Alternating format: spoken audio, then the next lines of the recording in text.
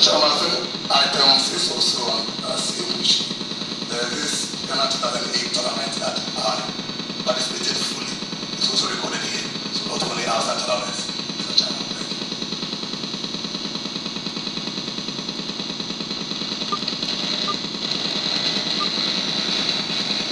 Anyone on the CV? I'm grateful, Mr. Chairman, and congratulations, Honorable Kwame, Asiamah. I want you to come with me to page 2 of your CV. I want to understand under educational background, the last entry under educational background, the year. You have 198 to 1987. Can you please clarify the specific year, exactly what you want to communicate? It should be 1987-88, so that's corrected. 1987 to 1987. To 88. 87 to 88. So, and can you please explain to us what was happening between 1988 to 1991? You spent 1 year in Chirapatre LA Junior Secondary School, Kumasi, 88 to 89, and then 89 to 91, Kaneshia Anglican Junior Secondary School. Can you please clarify? Yes. Well, a very interesting what happened in my life. My sister took me from Kumasi to stay in Kumasi. Then after a year, she was relocated to Accra, so I flew there to Accra. So that is why I spent this year in Kumasi. We came to finish it in Accra. Thank you. And Mr. Chairman, on page 3 of the CV and the membership of parliamentary committees, you do not list your membership of the committees of the 7th Parliament, the current Parliament. Can you please provide that information? Yes, thank you, Mr. Chairman. What committees are you serving in this Parliament?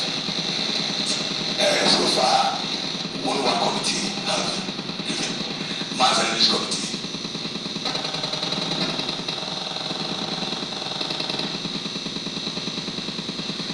Still on that page, I hope we have your permission to just tidy up school leadership positions held.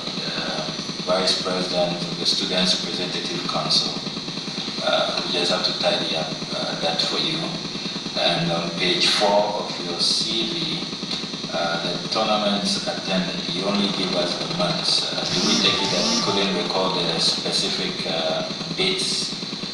Or are you able to provide the specific dates for these tournaments you attended? I think the dates and all the months and the years, the first one, for example, January 2017, September 20. Yeah, but this will connote the entire January.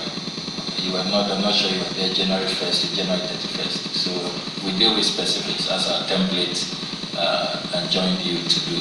Are you able to give us those specifics? The template I read was about the month and the year. I don't know whether that's what I read, but the month and the year.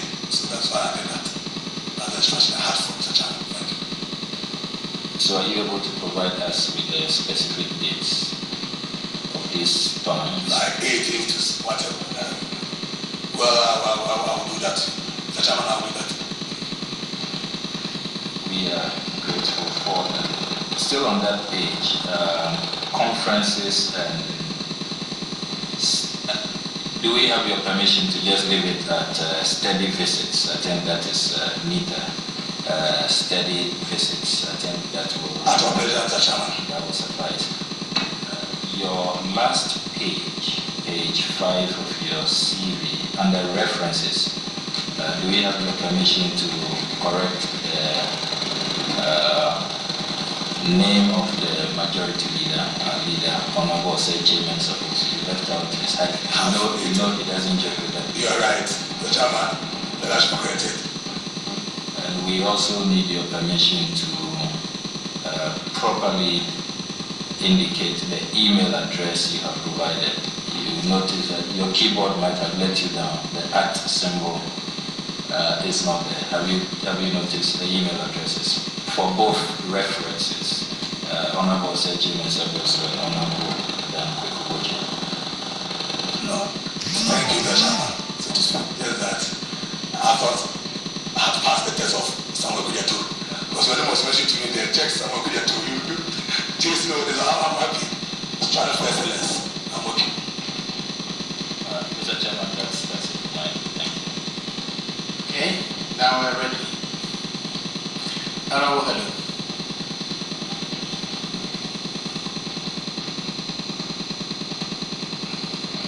Congratulations, Minister-designate. You've been friendly with all people except me. Asiamah, henceforth, I'm more friendly to her than in the person.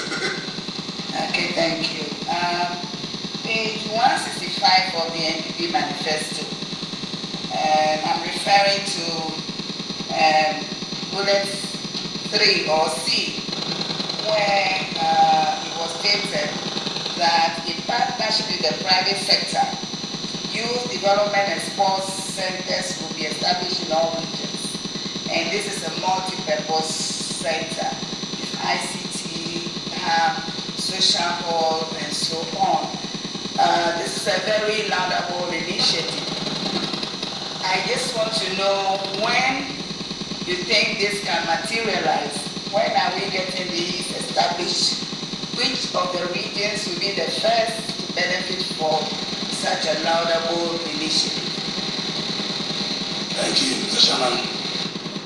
Our manifesto places much emphasis on job creation. For that matter, sports will be used as a tool for job creation. And that is why we believe that getting these centers across the country will help young people, those in sports.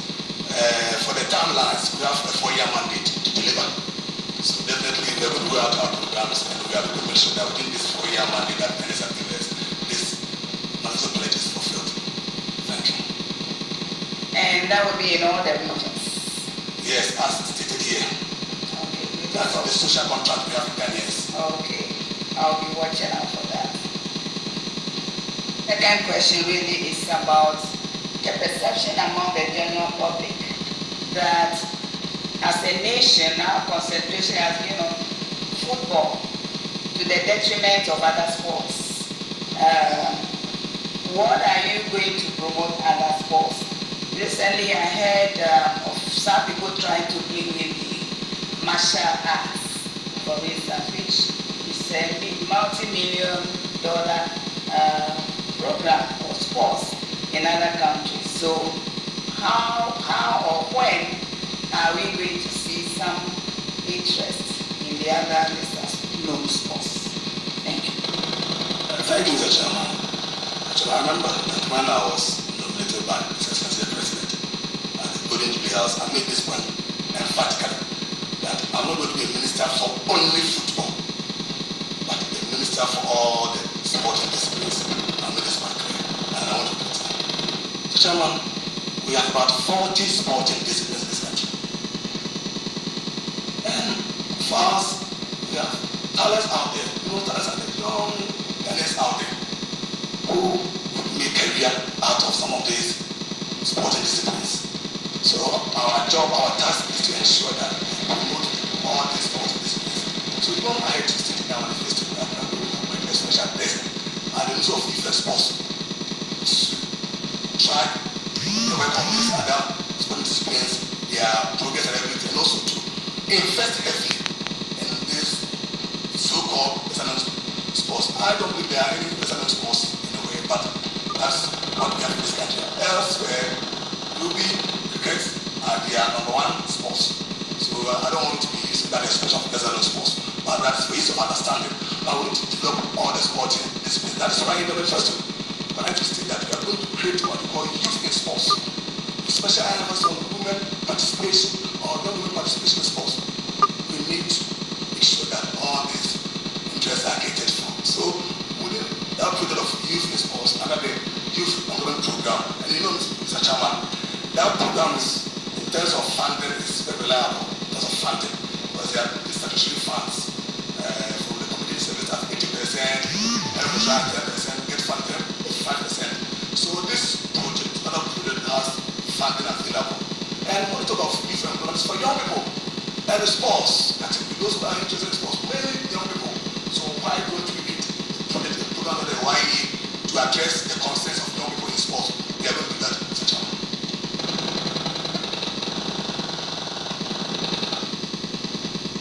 Follow up. If you say that you should not describe some other sports as less than, I would not agree with you. Because if you go to the village, in my village, the most villages, is football. They've not heard of cricket. They've not heard of others. So I will not believe, I mean, I agree with you totally that some sports are less than known. No, man, just to state on record that what you are speaking on this platform like this is for both domestic and international audience.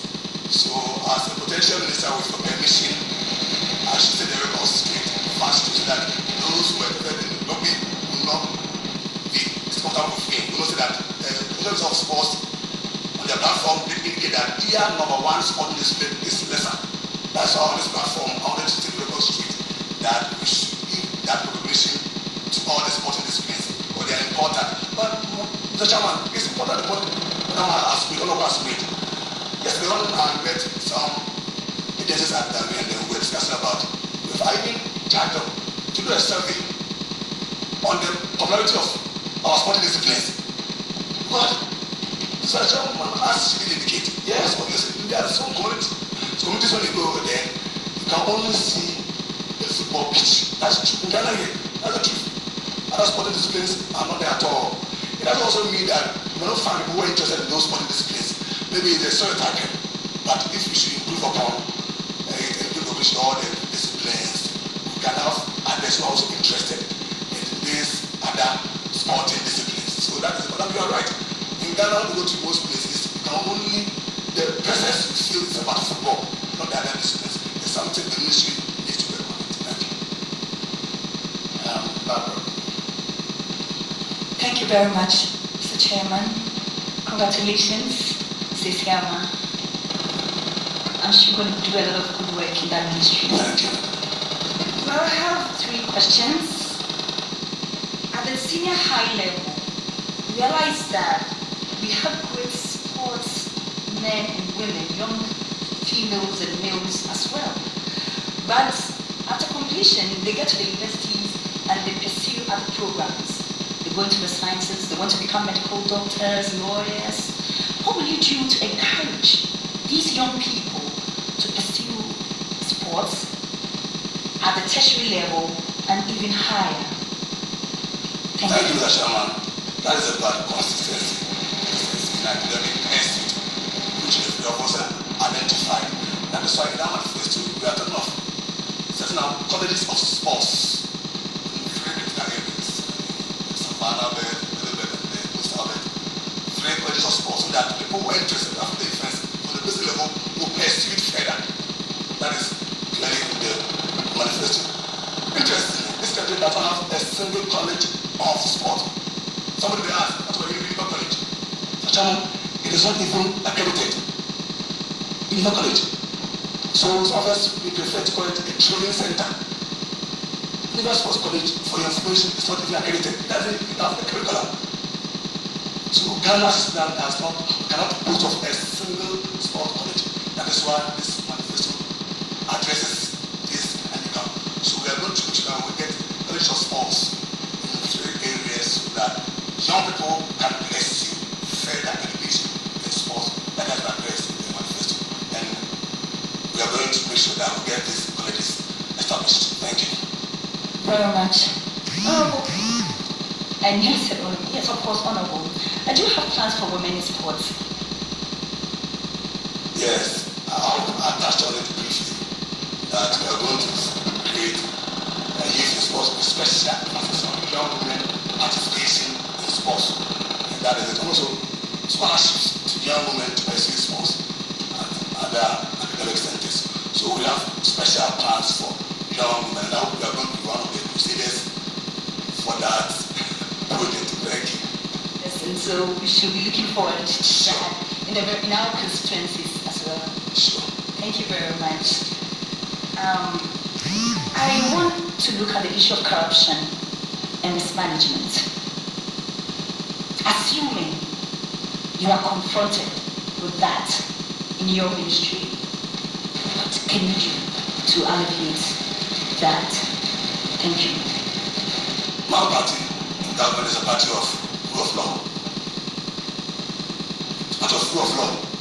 So the law must work. If you are found to have embezzled funds, to have corrupted yourself, to have mismanaged state funds, the law must work. So that is all. The law must work. And I'm going to provide leadership that fights against corruption at the ministry. Thank you. Mr. Chair, thank you very much. Thank you very much, Mr. Chairman. Mr. Chairman, let me follow up on the corruption issue that was raised by our colleague.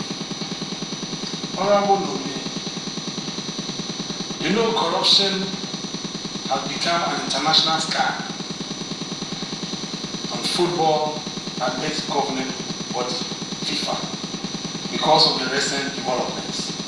And even among Ghanaians, the perception of corruption in football is there. Can you tell us what specific interventions you intend to embark upon to restore confidence and to erase this perception of corruption in football? Corruption in football. Mr. Chairman, yes, honorable member did identify this perception in football. Mr. Chairman, I believe that a leader must have a vision. A leader must ensure that whatever you do, there's transparency and accountability, and that you follow due process. So I believe that in this country, in fighting corruption, we should follow due process. Mr. Chairman, I'm very uncomfortable when I'm dealing with this issue of perception. So I thought maybe the honorable colleague could narrow it down to some of the specific issues so that I'll be comfortable addressing them. Thank you very much, Mr. Chairman. Mr. Chairman, what I said was that in the minds of several Ghanaians, and indeed when you listen to discussions in the media about football, one dominant issue has to do with corruption. And normally, when people have perception that an institution is corrupt or an activity is involved in this act of corruption, people are reluctant to support the cause. And I just want to know how you're going to work on this in order to restore confidence and to erase, whether erroneous or whatever, the perception of corruption in football in Ghana. Chairman, I hope I've already answered this first part. It's still unable to give instances that I can speak to them specifically. That is the point. So you should narrow it down to those specific instances. It's also this country.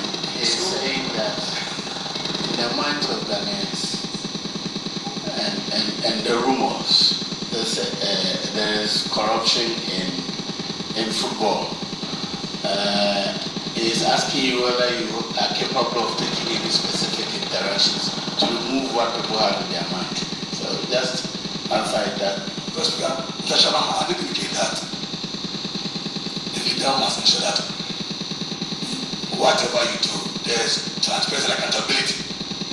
So if there's accountability in the process, then that's the point. Because Mr. Chairman, you see, fighting corruption at any MD versus office, let me take the case in my sector, defense sports, and then to give to football.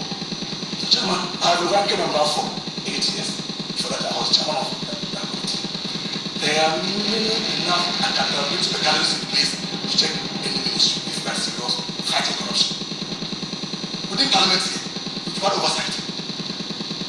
Within that ministry, we have a committee on youth, sports and culture that should provide oversight. And also, through Parliament, it's not a cash committee. It was supposed to provide oversight and fight corruption. And I can remember instances when our committee, we have invited the minister together with his able lieutenant. They have appeared before us to answer questions. Yes, I also said on the Public Accounts Committee, where DOC has appeared before the Public Accounts Committee. So there are enough accountability mechanisms to fight this. But it's about how serious we are as a country. That's the point. That is the issue. The Parliament, our job is fight corruption. That's our number one job. This August House, our number one job is to make sure that the LPs are accountable to the people of this country. So we are all equally responsible for fighting corruption. That's the point. And the support of everybody in fighting corruption and including committees in Parliament that provide oversight. And I gave those committees. If you're supposed to be there, the Workers' Committee is there. And Parliament is there to stamp its authority on the executive in fighting corruption. Thank you. Honorable, I'm with you on this point, but let's look at it this way. When Parliament approves a budget for a ministry, the Parliament does not see anything about it again until after expenditure. Then the report, Public Accounts Committee report, comes to us. So the expectation is that the minister and the agencies would play by the rules, ensure value for money. Those ones, maybe a parliamentary committee may come and investigate, but the in-house structures are what I believe we want to know, how you use the in-house structures to deal with issues to assure that there's value for money, there's accountability, and there's transparency. But the other thing really on this matter is that a lot of those involved in football are not under you, so to speak. Their face is independent, so they say. And what referees do with teams and their managers and other things, I don't know, we want to hear how you deal with referees and football managers, and we're interested in that part. No, man, the reason why I started Parliament is the obvious business, Mr. Chairman. Having observed all this happiness in the ministry, Parliament took the bold step in passing this Sports Act. Very important. That's the work of Parliament. The last Parliament had this Sports Act, and part of it is about internal mechanisms put in place to ensure that the National Sports Authority becomes more assertive and more proactive. So it's here. We are really going to actually state that all money is by way of sponsorship, gives another benefits for national teams are properly accounted for by the national teams. And this is a word done by the National Sports Authority. And I want to make this point clear, Mr. Chairman. When conferred by this August House, as the minister, I will not be dealing directly with the DFA. This one should make clear to everybody. The DFA should put all their programs to the National Sports Authority before it comes to my desk. Yes, I will not be dealing directly with the DFA. When you approve the law, is that clear. DFA must put all their programs to be sanctioned by the National Sports Authority before the minister comes in. Some of the mechanisms that put in place in checking our agencies and IS. Because sometimes we just become implementers. Very unfortunate. The job of the minister is not to become an implementer. You are in charge of formulating policies for your agencies to work. You are the oversight, the monitoring and evaluation. That's the work of the minister.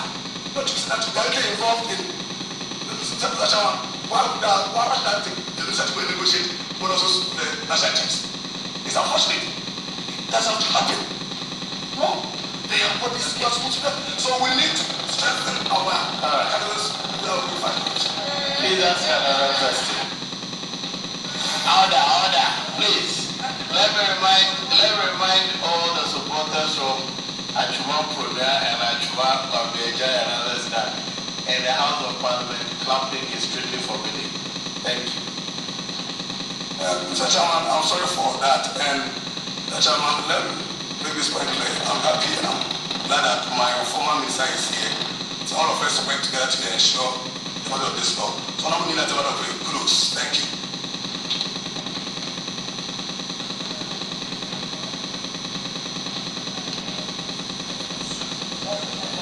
You're welcome.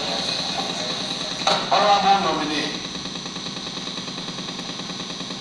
responding to an issue that, in your response, just that the one you ended, you made a statement that as a minister, you are not supposed to be implementing policies on yourself, by yourself, but you are to monitor and evaluate. And that even bonuses, you are not supposed to be negotiating bonuses yourself directly as a minister. Directly. It has come under the agency that is DFA under that. Yes. I've not ended my question. You take your time and answer. As minister in charge of the sector, you are responsible for whatever happens in that particular ministry. Now, if you assume the position of a monitor, monitoring and evaluating the performances of these people working under you, would you accept blames as well as places when they go wrong or dissociate? I'm saying this because per our understanding of the executive, you will initiate policies, you will implement your policies, and then Parliament will exercise oversight responsibility over you. So if you allow people to go and negotiate, they go and negotiate and they come out with a figure. Then people start talking about, no, this is not realistic. It's far, far, far above what should have been given them. What happens to that? Mr. Chairman, I believe and respect the principle of ultimate responsibility. My job, as I said, is to formulate, coordinate, harmonize, monitor, evaluate the performance of agencies under me. So I respect the principle of ultimate responsibility, but they are implementing agencies. That's why we've got to set up, we have the ministry. That is it. And we have what we call implementing agencies. So that's about, so what do that? There are checks. Those essential, if a minister gives the negotiation and he fails, who comes in? Where are the checks? If you begin the process and you fail, who comes in? That's why there must be a body, a structure, so that when they fail, it moves up, and then the minister comes in. That kind of respect and honor and dignity. We need to respect certain positions, very important. And that's how to the minister of response. That the minister will have to respect the structures under it, so that the structures will work. If they fail, ultimate responsibility rests with the minister. Thank you. So it means that the minister will be part of the negotiation, but at the end of the negotiations. Because if the minister says that I'm not part at all, that's a different matter. I want us to have it on record that as part of the executive, you are part of the implementing agencies, and therefore you come in at the end of the negotiations, but not at the beginning. Is that the impression you're getting? That means that I'm ultimately responsible. Then, Mr. Chairman, my last question. You also mentioned the Sports Act 2016, and then you mentioned the National Sports Authority. This act was accepted by His Excellency in December 2016, which means that this year we will have to implement whatever is captured in the act. So, looking at the provisions of the act as you were recounting, what is the future of GFA? Is captured within the act. The GFA will have to work under the National Sports Authority. So the authority has to make sure that GFA becomes answerable to Ghanaians. Concerns of Ghanaians have to answer to the National Sports Authority. That is, and also authority must ensure that GFA provides the kind of services Ghanaians need, ensure that our national teams are well placed, ensure that they have the right resources, ensure that we win more gold for Ghana. What is the position of the act on Honorable please, you have exhausted very opportunities. Now, Honorable Kujo. Thank you, Chairman, for the opportunity. Honorable Minister-designate, congratulations for your appointment. Thank you, my brother. I will read out some little definition for you to set the context for the question. Very short one. An academy, the concept of academy. An academy is a place of study or training in a special field. Or you can also see it as a society or institution of distinguished scholars, comprising scientists, artists, or any other professionals who maintain standards in a particular field. Now, when we watch TV and we're talking about sports, comprising athletics and games, and all endeavors in sports, we see some performance of people, whether in driving, simple driving, the Michael Schumachers, whether in running, whether in any field, whether table tennis. These are well-structured, planned programs that start with the kids and groom them to that level of performance rather than targeting grown-ups.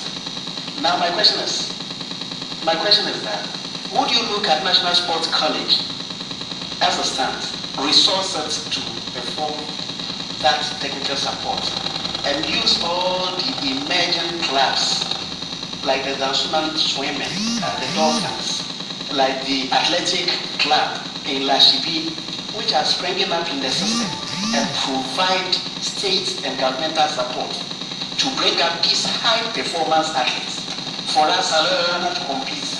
Not part of the question.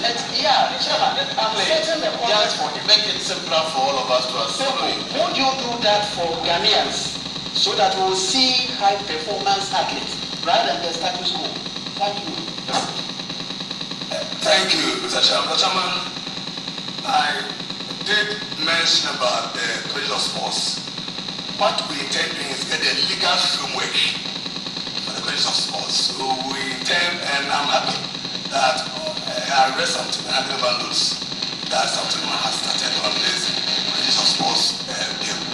That was a legal framework for all these colleges that want to set up soccer academies and all these that have certain benchmarks, certain rules and regulations. They must all be captured in the document.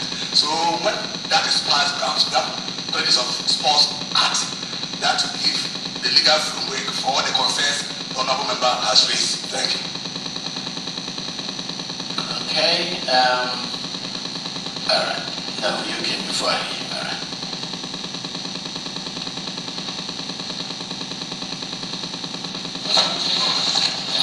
Thank you very much, Chairman. And let me congratulate Honorable